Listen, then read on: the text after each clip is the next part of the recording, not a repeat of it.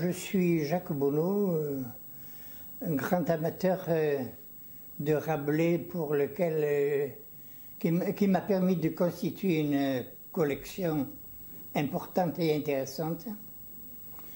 Ma carrière est une carrière de journaliste. J'ai débuté dans les journaux locaux et puis j'ai été chef d'agence de Midi Libre à Bagnols-sur-Cèze où j'ai créé l'agence. Et tout ça est devenu et parti de la période où j'étais collégien à Nîmes, au collège moderne de la rue du Haudat. Et c'était l'occupation. Alors le matin, quand j'ouvrais le journal, on voyait des textes qui étaient encadrés et ils étaient blancs. Et il y avait dessous « censuré ».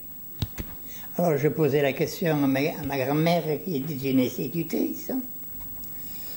Elle me dit, mais ça c'est parce que c'est pas en accord avec le gouvernement et les journaux ne peuvent pas diffuser l'information qui était prévue.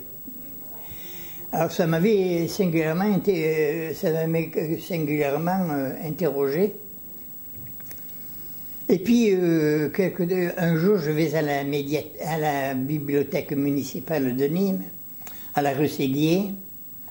Je vois un monsieur, je lui dis, je vois un des employés et je lui donne une liste d'ouvrages qui m'intéressaient sur Rabelais.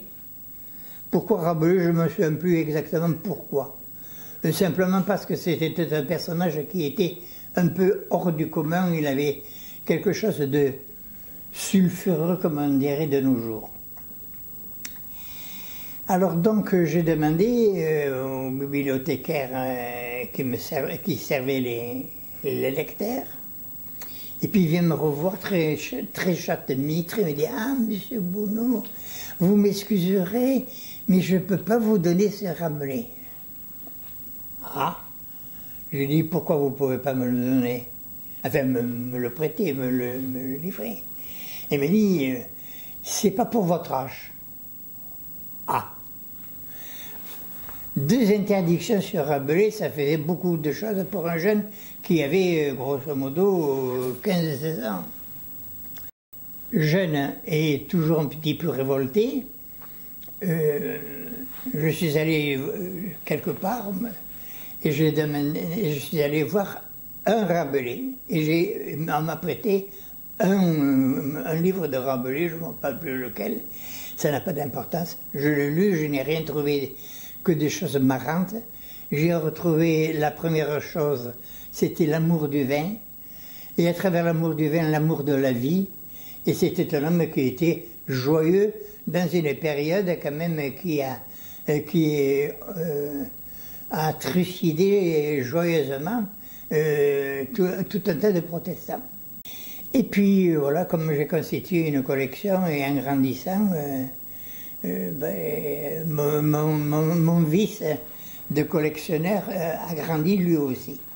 À tel point que je suis arrivé à réunir 450 ouvrages et plus divers objets qui ont d'ailleurs, lorsque ma femme et moi avons décidé de donner à la ville de Bagnols la collection que nous avions, a créé pas mal de surprises à la bibliothécaire qui était chargée du fonds ancien, parce qu'elle a vu arriver des bouteilles, elle a vu arriver des prospectus de différentes maisons, de différents restaurants. Enfin, elle avait ramassé des choses aussi hétéroclites et insolites que ce qu'elle avait sous les yeux. Ah oui, ben, la chose la plus étonnante, c'est effectivement, un jour ma femme va chez Casino, un petit, vous savez, ces petits magasins verts là, qui s'appellent Casino. Hein? Alors là, elle regarde dans les reins, puis elle me dit, oh, regarde ce que je t'ai trouvé. J'écarquille les yeux et je vois un petit paquet, pas très grand, qui était un papier, le fameux papier cul dont je vous ai parlé. Je dois vous dire que j'en ai acheté un second, et heureusement, parce qu'après, il y en a un que j'ai perdu. Mais toujours est-il que ça m'a permis d'avoir un objet absolument complémentaire et indispensable et important. Et comme je vous ai dit, ce papier-là, cet objet-là, a été présenté au Canada dans le cadre de la dégelée rabelaisienne organisée par la région du Languedoc-Roussillon. J'ai réuni autour de moi des amis de Rabelais qui constituent une association déjà assez importante d'une vingtaine de membres actifs. Je parle des membres actifs. Et puis voilà, je continue ma vie heureux avec mon épouse d'un côté, parce qu'il ne faut pas que je l'oublie, et Rabelais de l'autre, et mes deux enfants. Non. Après moi le déluge. Hein. Non, les vices, si tant est que ce soit un vice, ne se transmettent pas comme ça. Non. Mes enfants, ils ont une autre vie, mais ils s'intéressent un petit peu comme ça, par-ci, par-là, à ma passion pour Rabelais. Mais moi, ma passion Rabelais, c'est une passion qui a grandi au fur et à mesure. Vous ne savez pas ce que c'est que pour quelqu'un qui cherche des choses et qui trouve un ouvrage, ce que ça peut être exaltant. La découverte d'une pièce nouvelle, c'est quand même un plaisir que l'on se fait. Il ne faut pas oublier cette notion de plaisir parce que le texte de Rabelais est le même partout, à part quelques différences en fonction d'ailleurs des imprimeurs propres à Rabelais. Donc c'est pas quelque chose de tout simple de conserver et de garder. Et on garde pour ça, mais on garde pour ça parce qu'on fait un tout, on s'instruit. Donc on a toujours à apprendre de nos anciens. Ils ont laissé, ceux qui ont écrit pour eux, pour leurs contemporains, mais pour les générations à suivre. C'est à nous, les générations à suivre, les générations qui suivent, c'est à nous de mettre en évidence le travail foncier que représentaient quelques phrases rabelaisiennes.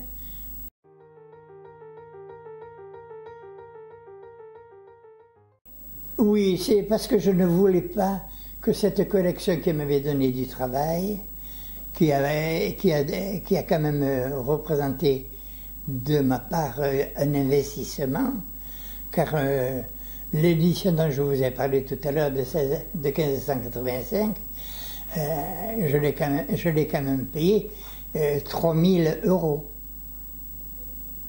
C'est pas n'importe quoi, 3000 €. Mais j'ai préféré la donner à la ville de Bagnols que de la laisser s'éparpiller. Ça aurait été un livre parmi tant d'autres. Où serait-il allé et à qui aurait-il fait plaisir? Ce sont des questions que je me suis intrinsèquement posées. Voilà ce que c'est qu'une passion.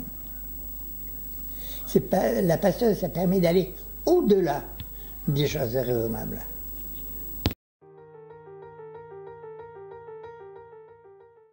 Oui, les éléments que j'ai ramassés après mon don.